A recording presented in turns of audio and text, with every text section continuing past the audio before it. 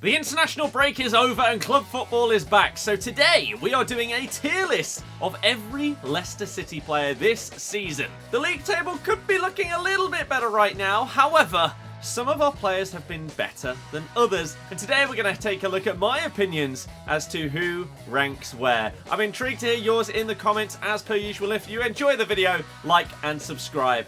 Let's begin. Let's start things off with the goalkeepers. So, we have Iversen, Stelarczyk, Danny Ward, and Mads Hermansen. Only one of these has really taken any kind of, importance this season. So, Iversen and Stelarczyk are not in the first team right now. One injured and one isn't playing for the club. So, we're going to put both of those into NA to kick things off. Danny Ward and Hermansen. Danny Ward, you can't really say much about him. I think he's only played in the cup and did well. Saved penalties, which is what he does. So, in that regard, do we just put him in decent? I guess so. And then one of, if not the best players for the club this season, Mads Hermansen, is going into elite. If we are to make a big money sale in the summer, especially if we went down, I think it's him. I said towards the start of last season, in maybe 5 years or so, he'll probably be playing for Liverpool or City. That could even now apply to Chelsea if they're going down this playmaking route, especially with Enzo as their manager. So, let's move into any others that are out and out, not really applicable. So, Michael Golding, we brought him in the summer in a small deal as part of a PSR swap with Dewsbury Hall and Maresca, I guess, as well, sort of. And so he is not in the squads for the Prem. He's not even playing in cup games. He is basically in the under-21s and stuff like that. So fair enough. Is there anybody else in here that applies to? I don't actually believe so. However, you could say Daka is in here because he's just been injured the entire time. So we've not seen him play this season, really, under Cooper. So I think he has to go into there. Now, let's get into the meat and potatoes of things, shall we? Let's start with Odsonne Edouard. I think that it's really hard to judge him because he's hardly had any minutes since coming in on deadline day. But when he has played, he's not really offered that much so far. I don't think you can put him in poor, but we'll put him in below average as it stands. Next up, we got Victor Christiansen. An interesting one, this, because last season he left the club on loan because he didn't want to play as a left centre-back, the moving into centre-back, left-back position, and so he went out on loan. But under Cooper, he has been playing the vast majority of games in that left-back position. In some, he's been okay. In others, not so. I feel like he's not really offered much going forward, which is one of the things that when we brought him in, it looked like he was going to be great, that marauding left-back. Sort of what Chilwell used to look best at, and Justin as well. So maybe in that regard, we'll put him in below average, but at the top end of it. Because he's not been dreadful, definitely not. Hamza Chowdhury, has he even played any minutes? Maybe. I'll put him in poor. Let's move on. We have got, let's choose Oliver Skipp, because we did spend decent money on him in the summer. It was about 20-25 mil with add-ons, which is a lot for a club that has just come up, that has PSR issues, that the fans would argue maybe could have spent that money in different areas. How has he been? I personally think that when he's played, he's been decent. I don't think that he has lit the world up, and in some performances he's actually been really solid, maybe like a 7 or an 8 out of 10, and then in a couple of other games you're going the other side. So I think he's been okay, and I would like to see him play more than he actually currently is, especially with some of the performances of some of the other midfielders. So I'll give Skipp a bit of credit here. Next, we will go for Luke Thomas, who, I mean, I think that this realistically should just be put here. Yeah, I should have done that before. So, he did play in the Cup, but that's it, and there wasn't really anything of note there. So, we'll put him in NA. Next up, we're going to go with Connor Cody, who I can't even think of anything he's done this season outside of one dreadful moment where he got subbed on against Crystal Palace late on, questionable substitutes by the manager, but he got subbed on and he gave away the penalty that was the late equaliser. So, even though he's not played that much, I think you have to put him in one of these two. And we'll put him above Hamza because no one's going to be lower than him. So we'll put him at poor because it was a shocking tackle as well. It wasn't as if someone slightly nipped by him and he just caught them. It was just a horrific tackle. So really, really bad from him. Let's next go to someone else that has to go into poor. Bobby de Cordova-Reid.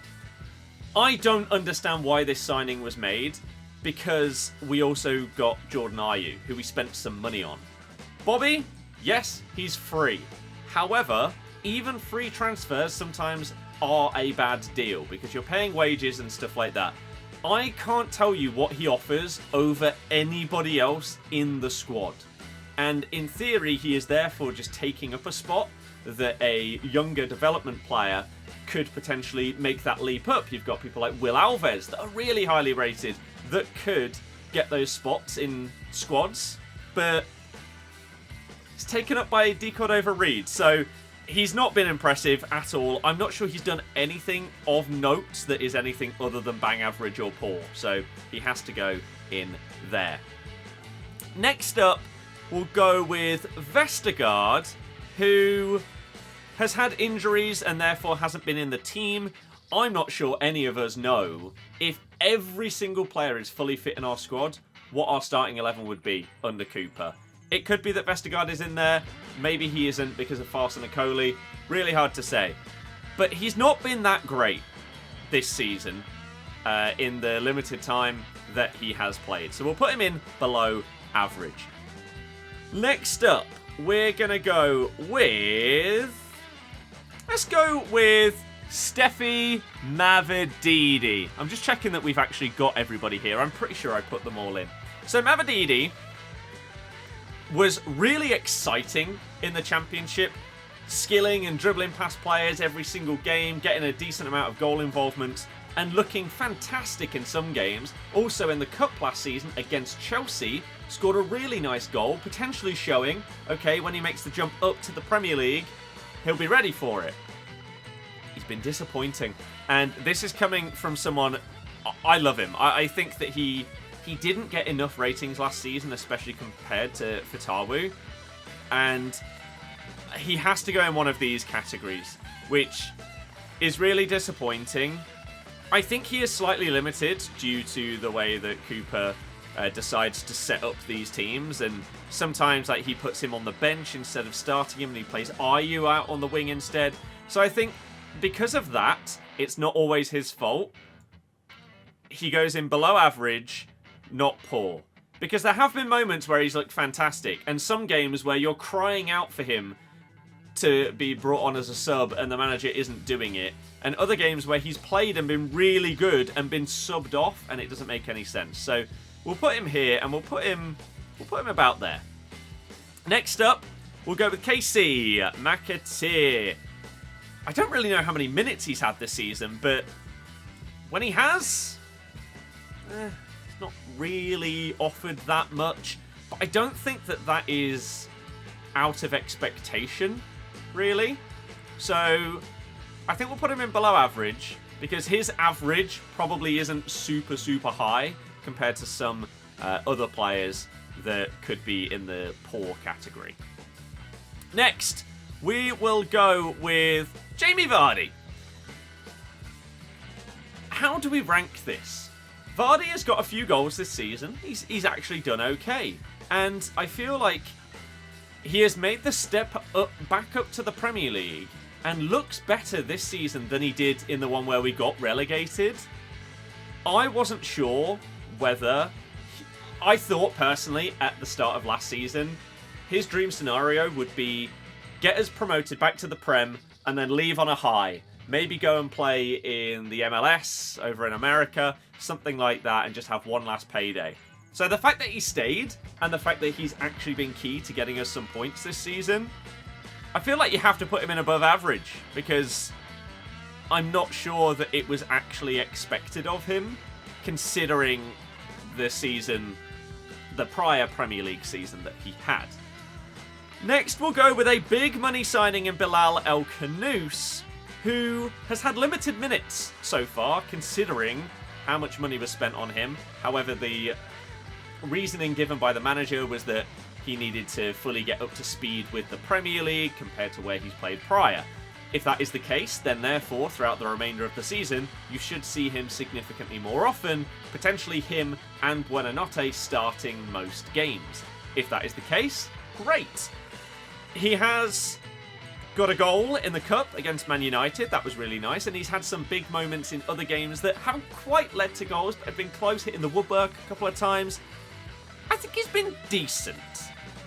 Because it's hard to put him in below average when we don't know as much about him and how he would adjust to the Premier League. So we'll give him the benefit of the doubt and put him in decent. Next up, we're going to go with Harry Winks. I personally think that in some games, Winks has been overrated. I can't remember. Maybe it was Forest, where we lost on TV, and Gary Neville said that he should be in the England squad, and that he was fantastic that game. He gave the ball away for Chris Wood's first goal in that game, and in other games has also just been sloppy with his passing, and he's played it too safe, which has been really frustrating. In some matches, he has been good. He's been helping keep possession and sort of control the midfield and the game when we have had the ball. However, obviously it's a jump up from the Championship last season. He was running basically every game, and he looked amazing.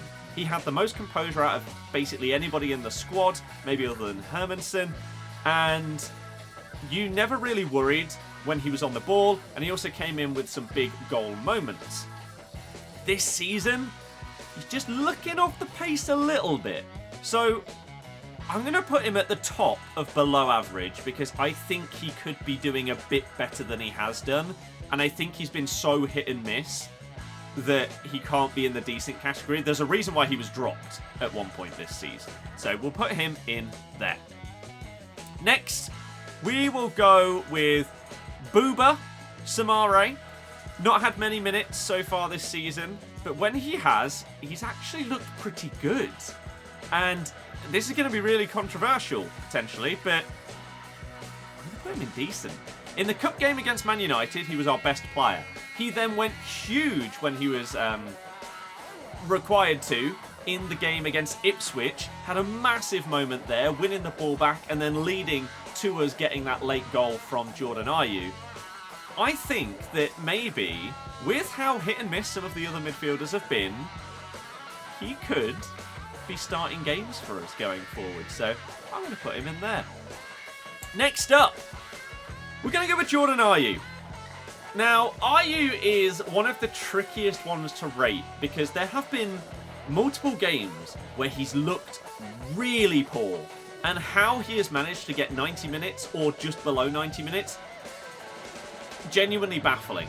In other moments, he's held the ball up really well and you can see what he brings to the team, but it feels like the utilisation of him by the manager has been the problem rather than the player himself. He has also come up clutch with two massive moments. The Southampton goal was huge for this season, as was that late equaliser that he managed to get as well. So, I think we actually have to put Ayew in above average, because in some games he's looked okay, In others, not so much. But he's had big moments that other players can't say that they've had this year. So without him, we would be way worse off in our points. We'd probably be like half the points that we currently have if he hadn't come clutch. So I think we've got to give credit where credit is due with Jordan Ayew. Next up, we're going to go with another player that I'm going to put in the same category. I'm going to put Okoli up here in above average because once again, it's another player coming to the league that they've not played in before, and you don't know how a younger, highly rated centre-back is going to settle. We've had numerous instances, not just at our club, but in many, many Premier League clubs, where someone has come in that should be great, but they haven't been. In some games, in his debut, he didn't look incredible. After that, he's been a lot better. Even in the Forest game, he did get turned for the Chris Wood goal where he banged it bottom corner, but outside of that, he dealt with him really well. I think that he's been pretty good. And his vision with his passing is also impressive. He looks forward with the ball, which you have to rate. So I didn't exactly know what to expect from Okoli, but he's been relatively impressive. Ricardo Pereira, I'm going to put in decent. I think that as much as myself and basically our entire fan base love him, when he did actually start to get some minutes this season, I don't think he was incredible. He's obviously now picked up yet another injury. We're just never going to get a fully fit Ricky P again. It's like he's our Reece James, isn't he? So I think it would be harsh to put him further down.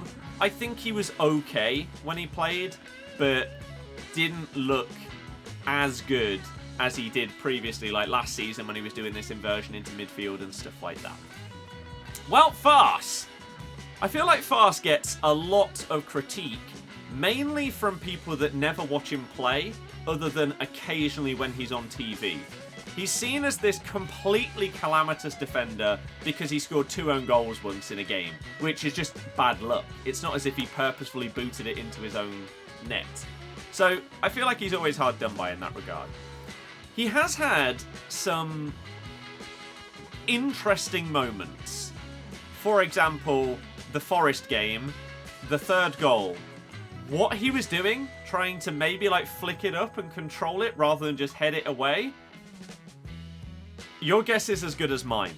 And so those kind of things stop me from putting him up here because of the mistakes. So I'm going to put him at the top end of decent, and I think that is fair. Now, we've got 4 more players left. James Justin. Controversial, maybe, this one. He's scored 2 goals against Arsenal. Great. That's cool. If it results in something for us, that's cool. Outside of that, he's been poor. Defensively, he's not been good enough. The majority of the goals we've conceded have come down his side. And not only that, but he has also been at fault for them. It's a difference if it comes down your side, but then maybe they just get close to you, cut in and cross it, and it's scored at the back post, right? But he's getting beaten by attackers and stuff like that way too often. I think JJ has been poor. And we know how good he can be. I'm disappointed in him in a large amount of games, and it's frustrating because of the levels we've seen him hit. It's infuriating. Next up, we'll go with Wilfred Ndidi. How do you rate Wilf? Because a chunk of the time he's being played out of position. He's not an attacking midfielder. He's a defensive-minded midfielder. At best, maybe a box-to-box. He's not a number 10, and yet he gets played there because he sort of played this attacking 8 position for Enzo, in which he also didn't look that comfortable a lot of the time. So, in that regard, it's harsh to rate him based on that because it's the managerial decision to play him there. He can't help it if the manager tells him to play there, he's not suddenly going to become this world-class creative playmaking machine overnight. So, I think with that taken into account, I think we'll put him in decent. Because if we were rating him as a number 10, he'd be down here. Because he's not good. But that's not his fault. Next up, Abdul Fatawu. I don't like what the reaction to this might be. I don't think he's been very good this season. Yes, he runs at defenders. But that doesn't mean that you're having a good game. For example, the last game where he played 90 minutes, he was running at the defence the entire time. Even though they tripled up on him, he kept trying to always beat them. Sometimes you just got to lay it off, man. Or cross it early. You're not going to be able to get past them all. He's not had the goal and assist impacts that he was having last season, which is obviously expected when you're jumping up a division. However, Cooper said that he was basically trying to help him become a Premier League player. I genuinely think that he was accurate in what he said there. You also see the naivety still and the rashness of his defensive actions. He gets booked, and it's not surprising because he lunges in and takes risks with those challenges. However, he has had moments where he's brought the game to life. Southampton is a notable one. So I think we put him in below average. Somewhere in the middle of below average. And then the final player, I don't really need to say much here. Buonanotte has been unbelievable. Absolutely unbelievable. Brighton have got yet another gem on their hands. Unfortunately, we don't have an option or an obligation to buy come the end of this season. But even if we did, it would probably be like 50 mil because of how highly they rate him. So maybe it's not that surprising. But he is just amazing. And this season, if we stay up, these two are going to be the main two reasons why. Without them, we would be in so much trouble. So, I think that's it. That is my rankings of every Leicester player so far this season. Let me know your thoughts in the comments. And the football channel is well and truly back. We've got an FPL video coming for you tomorrow. Hopefully you enjoy that one, and I'll see you guys then. Goodbye.